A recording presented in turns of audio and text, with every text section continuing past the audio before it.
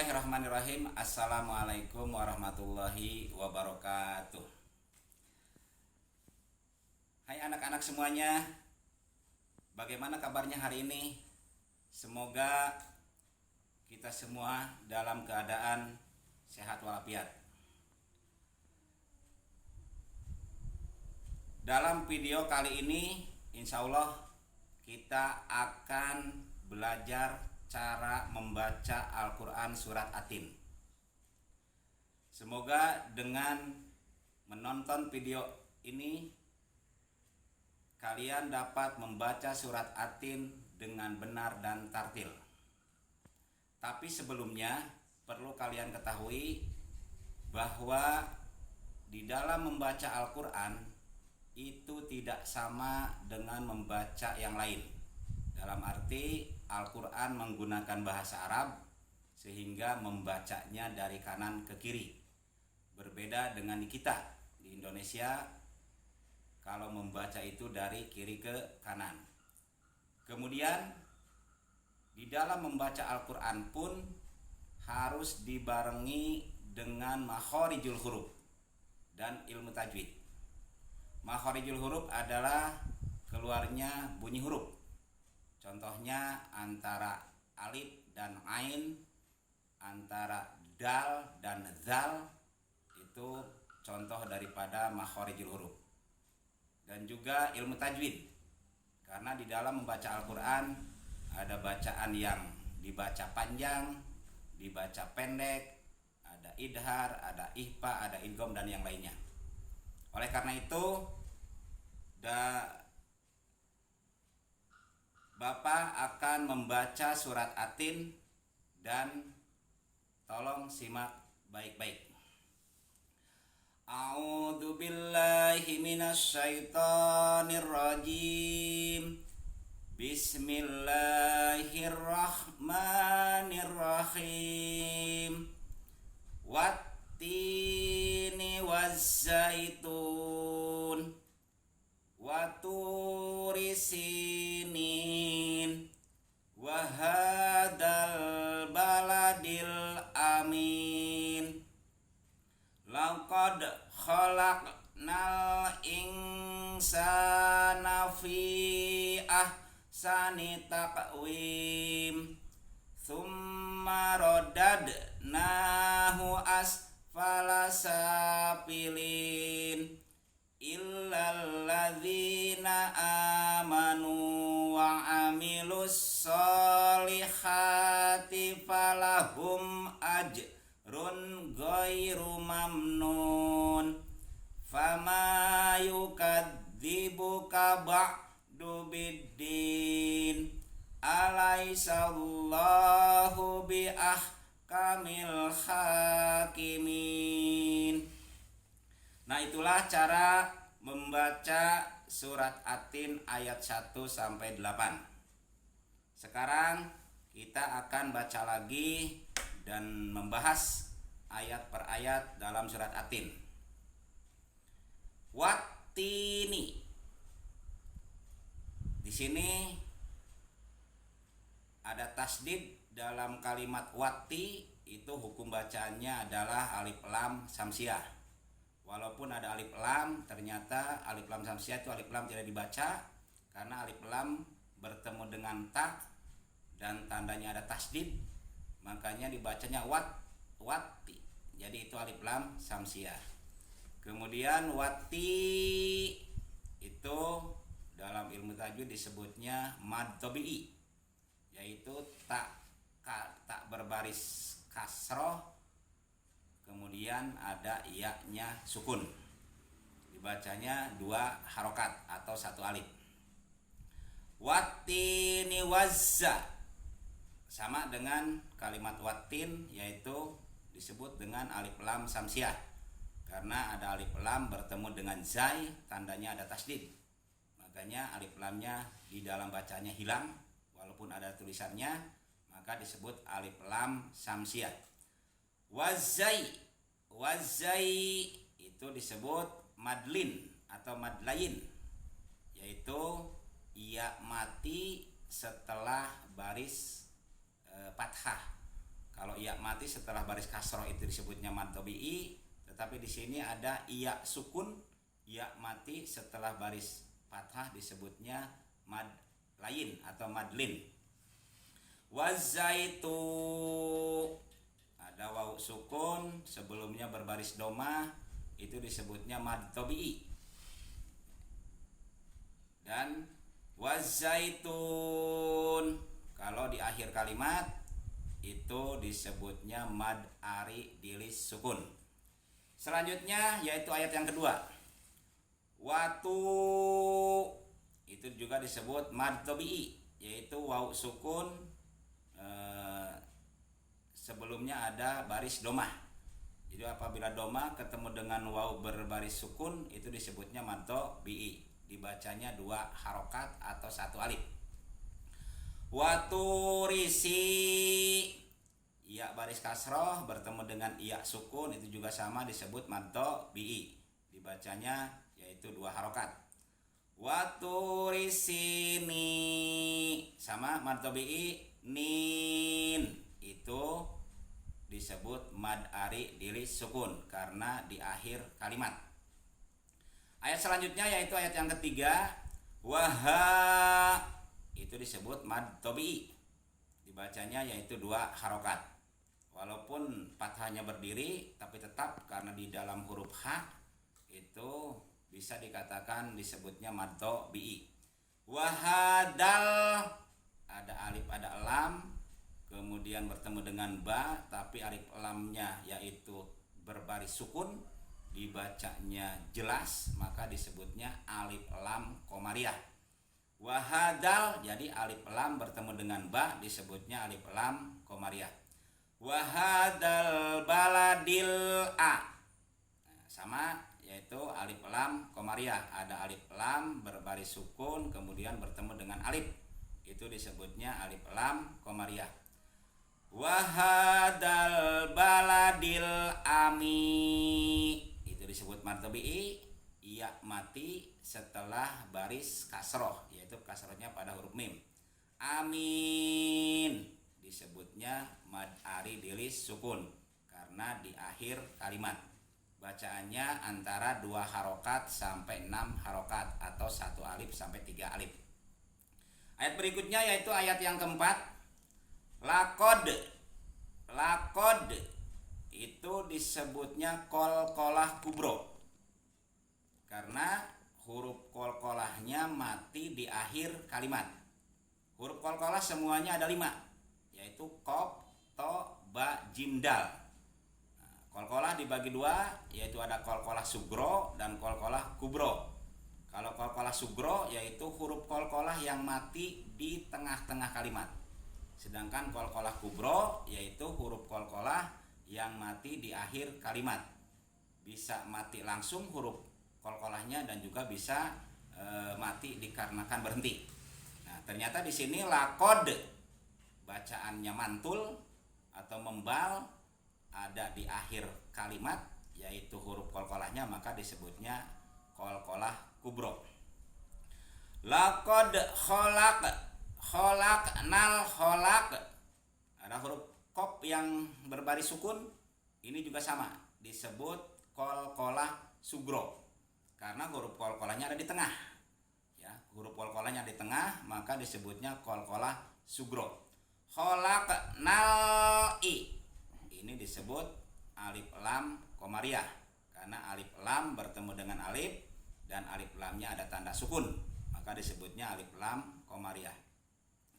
Kholaknal ing, nah ini disebutnya ikhfa karena nun mati bertemu dengan sin. Ikhfa itu bacaan yang samar atau mendengung, umumnya berbunyi eng, Kholaknal ing, berarti ikhfa nun mati bertemu dengan sin. Sedangkan huruf qalqalah itu semuanya ada 15, salah satunya yaitu huruf sin. Kholaknal ingsa, sa ini di sini dibacanya panjang disebutnya mad tabi'i karena ada alif setelah baris fathah. maka dibacanya panjang 2 harokat, disebutnya mad tabi'i. Dan perlu kalian ketahui bahwa huruf mad tabi'i itu ada 3, alif setelah baris fathah, kemudian yang kedua wawu mati setelah baris sukun, dan yang ketiga adalah iya mati setelah baris kasroh. Nah, berarti di sini dalam huruf sin itu ada alif, maka disebutnya mad tabi'i, dibacanya 2 harokat atau 1 alif.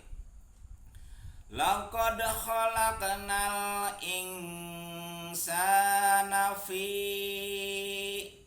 ini disebutnya mad jaij munfasil atau mad jaij munfasil. Dibacanya antara 2 sampai 6 harokat atau 1 alif sampai 3 alif. Fi ahsani taqwim. Ini ada huruf qalqalah matinya di tengah-tengah kalimat, maka disebutnya qalqalah sugro karena huruf qaf mati di tengah-tengah kalimat. Taqwi itu disebutnya mad tabi'i karena iya mati setelah baris kasroh yang sudah dijelaskan tadi. Taqwim berada di akhir kalimat, maka disebutnya mad ari dilis sukun, dibacanya antara 2 harokat sampai 6 harokat atau 1 alif sampai 3 alif. Ayat berikutnya yaitu ayat yang kelima, summa huruf sa, summa mim bertasdid itu disebutnya gunnah. Apabila ada mim ditasdid itu disebutnya gunnah. Huruf gunnah ada 2, yaitu mim bertasdid dan juga yang kedua nun bertasdid. Apabila 2 huruf ini bertasdid maka disebutnya gunnah. Summa rodad,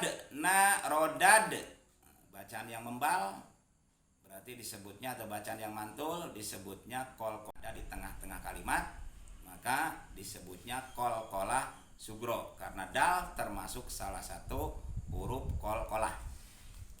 Rodad na, walaupun fathahnya berdiri di sini disebut mad tabi'i. Mad tabi'i dibacanya 2 harokat atau 1 alif. Rodadnahu asfalasa, ada huruf sin, ada huruf alif, maka disebutnya mad tabi'i karena alif setelah baris fathah. Safili sama iya mati setelah baris kasroh, maka disebutnya mad tabi'i, dibacanya 2 harokat. Safilin berarti berada di akhir kalimat,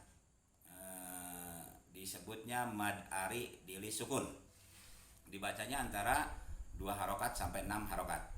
Ayat berikutnya yaitu ayat yang ke-6,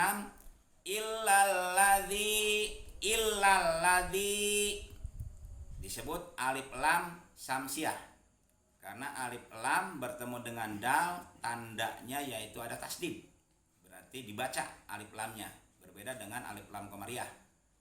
Alif lamnya tidak dibaca ya. Ilalla disebutnya alif lam samsiah, yaitu alif lam bertemu dengan dal, ada tandanya yaitu tasdid. Illalladzi disebutnya mad tabi'i karena iya mati setelah baris kasroh.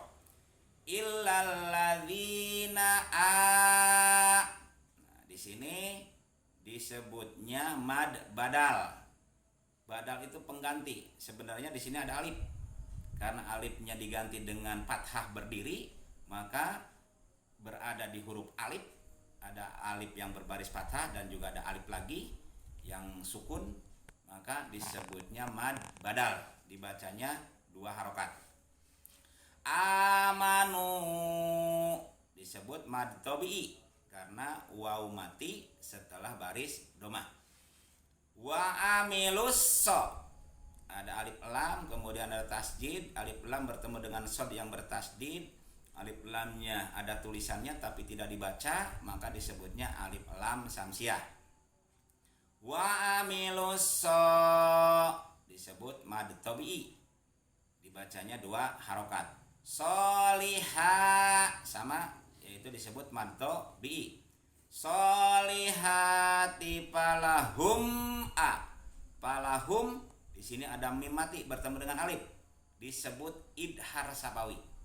Apabila ada mim mati bertemu dengan huruf hijaiyah, selain huruf mim yang di depan, kemudian huruf ba, itu semuanya dibaca idhar. Kecuali kalau mim mati ketemu dengan mim yang bertasdid, maka disebutnya idgham mutamasilen. Kalau mim mati ketemu dengan ba yang di depannya, maka disebutnya ikhfa sapawi. Selain dua huruf yang tadi, huruf hijaiyah, maka disebutnya idhar sapawi. Palahum ajrun ada huruf jim bersukun. Palahum ajrun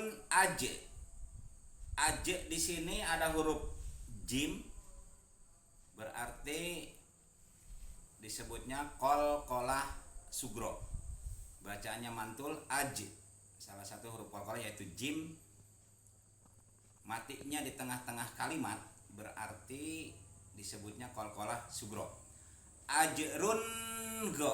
Ajrun berarti dibaca jelas, disebutnya idhar karena ada tanwin domah bertemu dengan ghain. Huruf idhar ada 6, salah satunya yaitu huruf ghain, makanya dibacanya harus jelas. Ajrun goi berarti disebutnya madlin atau madlayin, sebab ya mati setelah baris fathah. Huruf madlin ada 2, yaitu ya mati setelah baris fathah dan juga waw mati setelah baris fathah. Goiru mamnu, nu disebutnya mad tabi'i, waw mati setelah baris domah. Mamnun berada di akhir kalimat, maka disebutnya mad ari dilis sukun. Ayat berikutnya yaitu ayat yang ke-7. Pama yukadzibuka ba'du biddin. Pama itu disebutnya mad tabi'i karena ada alif setelah baris fathah, maka disebutnya mad tabi'i, dibaca 2 harokat. Pama yukadzibuka ba'du biddin, ada alif ada lam bertemu dengan dal, tandanya tasdid, maka disebutnya alif lam samsiah. Biddi, ya mati setelah baris kasroh di dalam huruf dal kasrohnya, maka disebutnya mad tabi'i. Biddin berada di akhir kalimat, di akhir ayat, maka disebutnya mad ari dilis sukun. Ayat berikutnya, ayat yang ke-8. Alaisallahu bi ahkamil hakimin. Alai disebutnya madlain atau madlin, ya mati setelah baris fathah, yaitu madlin ini disebutnya halus. Lain lin itu halus, mad yang halus. Alaisallah ada lam jalalah tafhim, dibacanya tebal, bukan alaisalah tapi alaisallah. Jadi lam jalalah tafhim dibacanya tebal karena sebelum lafadz Allah berbaris fathah, maka disebutnya lam jalalah tafhim.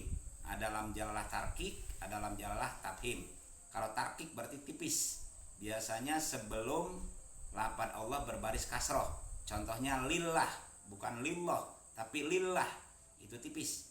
Sedangkan di sini yaitu lam jalalah tafhim karena sebelum lafadz Allah berbaris fathah, makanya dibacanya tebal. Alaisallah mad tabi'i, alaisallah karena di dalam huruf lam di sini ada mad tabi'i. Alaisallahu bi ahkamil ha, alif lam bertemu dengan ha, tandanya ada sukun di dalam alif lamnya, maka disebutnya alif lam komariah yang harus dibaca jelas. Bi ahkamil ha itu mad tabi'i, dibacanya 2 harokat. Bi ahkamil hakimi, ada iya mati setelah baris kasroh, maka disebutnya mad tabi'i. Hakimin berada di akhir ayat, maka disebutnya mad ari dilis sukun. Itulah penjelasan tentang membaca surat At-Tin ayat 1 sampai 8 ayat per ayat. Nah, selanjutnya mari kita ulangi latihan membaca surat At-Tin dari ayat 1 sampai ayat 8. A'udzu billahi minasy syaithanir rajim. Bismillahirrahmanirrahim. Wattini wazzaitun wa turi sinin wa hadzal baladil amin. Laqad khalaqnal insana fi ahsani taqwim thumma radadnahu asfala safilin illal ladzina amanu wa amilus solihati falahum ajrun ghairu mamnun.